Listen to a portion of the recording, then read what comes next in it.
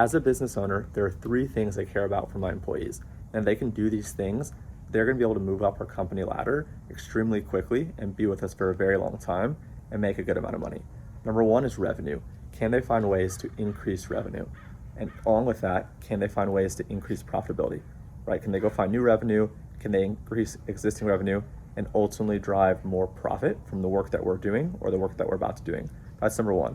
Number 2 is, do they have the ability to solve problems? Solve problems that they've created, solve problems that other people have created, and honestly solve problems that haven't yet been created, but be able to come up with solutions so that way those problems don't actually even come into existence.